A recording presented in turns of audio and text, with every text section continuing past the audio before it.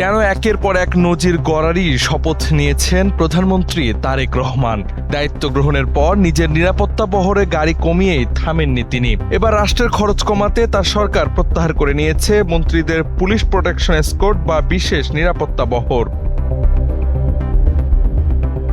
18 জন মন্ত্রীর police escort প্রত্যাহার করা হয়েছে।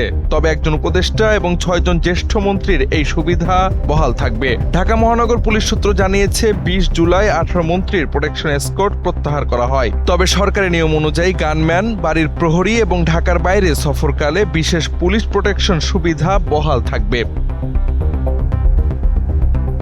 প্রধানমন্ত্রী তারেক রহমানের দায়িত্ব গ্রহণের পর নিজের নিরাপত্তা বহরে গাড়ি কমিয়ে দেন। এমনকি সড়কে চলাচলের সময় বাড়তি কোনো ট্রাফিক সুবিধা নেন না তিনি। নতুন সোফা সোয়ান গ্রুপের একটি পণ্য।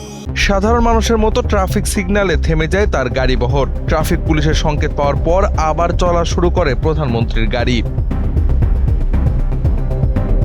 একজন মন্ত্রী নিরাপত্তা বহরে সাধারণত একজন এসআই এবং 4 জন কনস্টেবলের একটি দল থাকে। মন্ত্রীর গাড়ির সঙ্গে পুলিশের একটি পিকআপ ভ্যানে থাকে এই দল। গাড়ির জ্বালানি খরচ ও তাদের বেতন ভাতা সরাসরি সরকারি কোষাগার থেকে দেওয়া হয়। সূত্র বলছে, জ্বালানি সংকট মোকাবেলা, রাষ্ট্রের ব্যয় সংকোচ, পুলিশের জনবল ও যানবাহনের ঘাটতি মেটাতে সরকার নিয়েছে এই সিদ্ধান্ত। রাষ্ট্রের খরচ কমাতে এমন নজিরবিহীন সিদ্ধান্তের প্রশংসা করেছেন অনেকে।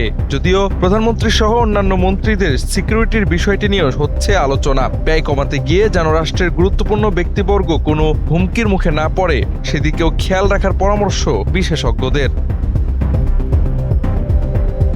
Javad Ahmad, NPB।